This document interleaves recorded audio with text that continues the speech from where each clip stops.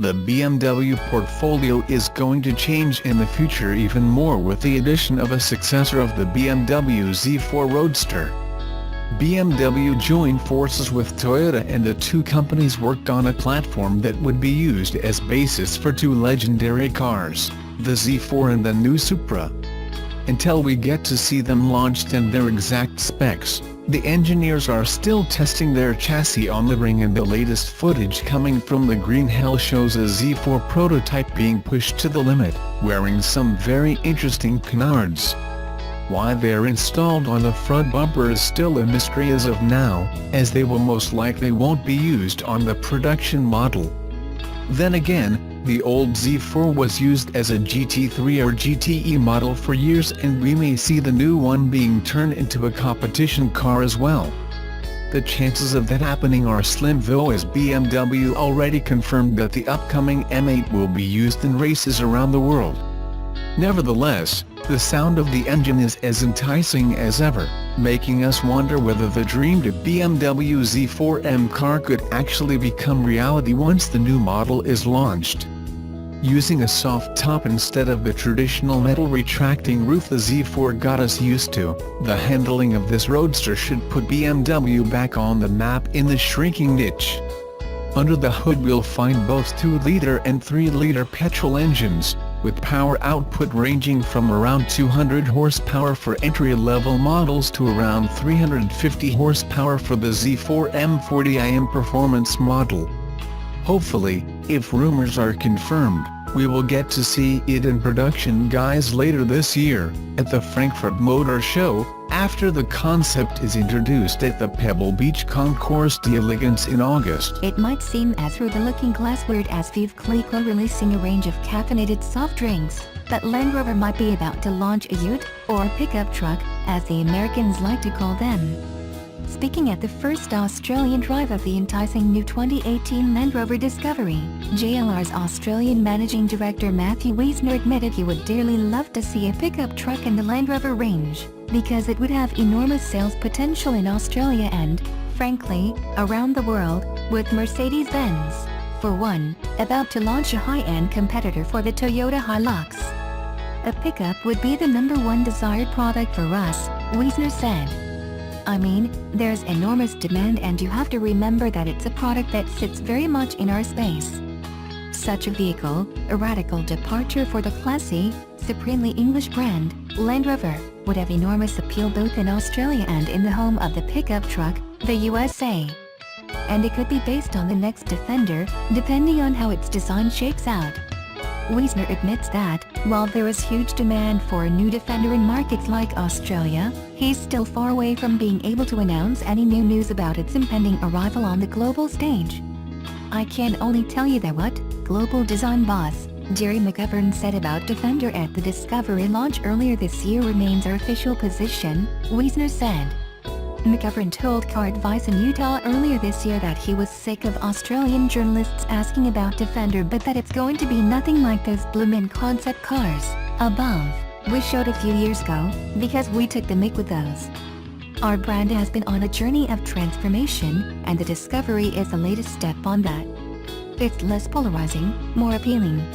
He added, "We haven't always been known for great design in the past, because we came from a very functional base. The cars looked like they did, so they could do what they had to, but that's what I want us to be known for. Design. You'll see that on Defender, it is coming. We've pushed Discovery closer to Range Rover, which will allow the Defenders to come in under that." McGovern says the brand will be split into 3 pillars, with Range Rover standing for exclusivity, Discovery equaling versatility, while Defenders are going to be all about their durability.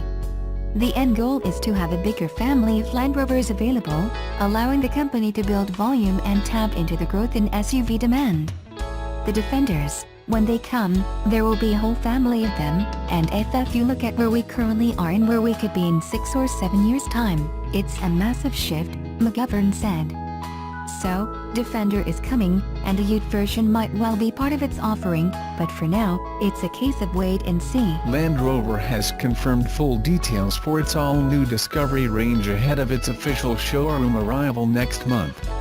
the local division of the British off-road brand has revealed a massive model range for its 7-seat off-roader, consisting of 12 variants, plus a special first edition for early adopters, that are defined across 4 trim levels: S, SE, HSE and HSE Luxury, and the option of 2 diesel engines in 5 or 7-seat configurations.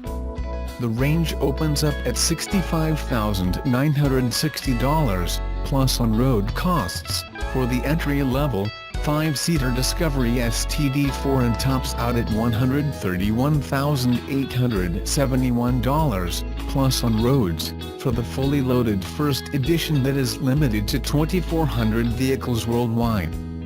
All Discovery models ride on a new, lighter aluminium platform that was first introduced on the latest generation Range Rover luxury SUV and, apart from contributing to significant fuel economy savings, liberates more interior space within the cabin.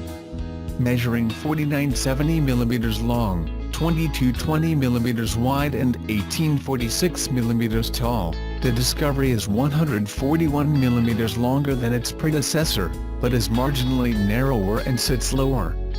However, Land Rover's designers have pushed the wheels further into each corner of the car, extending the wheelbase by 38mm, to open up the cabin. As a result, the second row of seats can be pushed forward by 160mm to comfortably accommodate adults up to 1.91 m tall in the final row. Each also comes standard with an 8-speed automatic gearbox and all-wheel drive transmission. A low-range transfer case and air suspension are available as options on S models but are fitted as standard on all other variants. Entry-grade models across each trim line are powered by a 2.0-liter turbo diesel 4-cylinder in TD4 specification that produces 132 kilowatts per 430 Nm and consumes a claimed average of 6.3 L/100 km. Mid-spec SD4 variants have an upgraded version of the same engine that increases power outputs to 177 kilowatts per 500 Nm without too much penalty and fuel consumption, reaching a claimed average of 6.5 L/100 km. The range-topping SD6 engine is a 3.0-liter single-turbo V6 that produces 190 kilowatts per 600 Nm and consumes a claimed average of 7.2 L/100 km.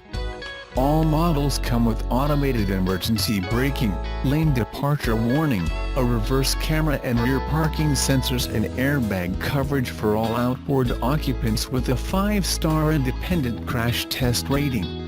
In its most basic specification, the S models ride on 19-inch alloy wheels, has cloth trim and an 8-inch color touchscreen with Bluetooth connectivity.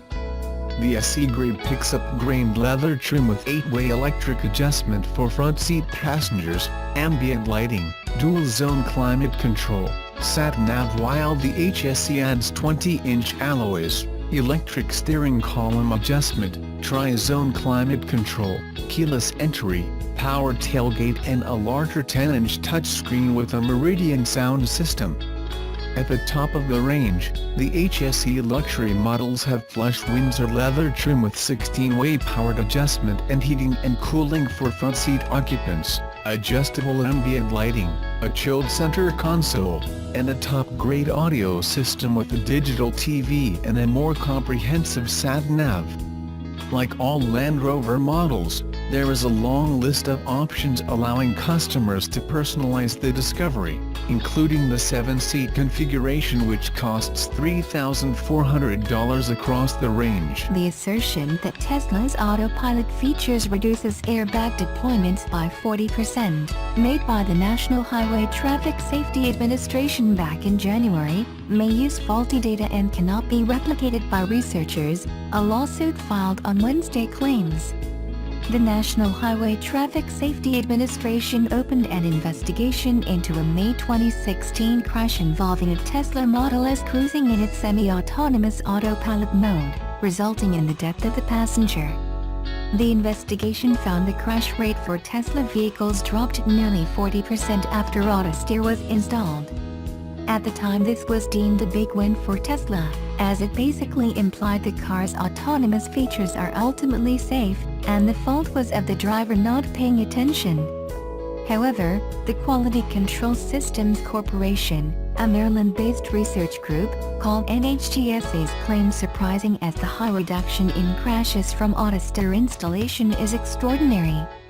R.A. Whitfield, director of the corporation, pointed to the claim that crash reductions are associated with the installation of Autosteer, rather than the actual use of Autosteer.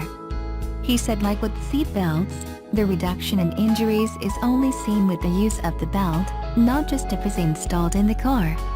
To get the benefit of Autosteer, you need to turn it on. So shouldn't have NHTSA studied that? Whitfield said in an interview. Furthermore, Quality Control Systems claims NHTSA's analysis doesn't meet scientific standards because it does not allow for an assessment of statistical confidence intervals or statistical significance, all indicators pointing to how precise a finding is. The complaint says NHTSA also did not give the data Quality Control Systems originally requested from a Freedom of Information Act request in February. Whitfield said the corporation waited until April for NHTSA to provide the requested files, but the agency still did not provide them, prompting him to file a suit. If the safety benefits of Autosteer are as positive as the agency claims, why wouldn't they want independent scientists to have the data in order to replicate these extraordinary results? Quality Control Systems states on their website. Neither a representative from the U.S. Department of Transportation nor Tesla immediately responded to requests for comment from Jalopnik, but this story will be updated if they do.